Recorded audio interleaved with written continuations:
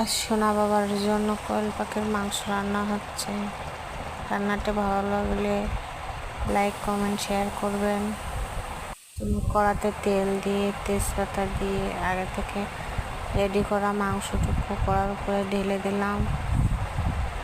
তারপরে অনেকক্ষণ ধরে কষিয়ে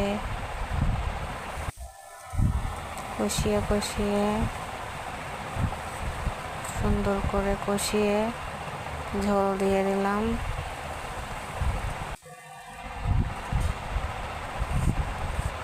তারপর আস্তে আস্তে ঢেকে দিয়ে জাল দিয়ে আস্তে আস্তে সুন্দর করে হয়ে আসছে।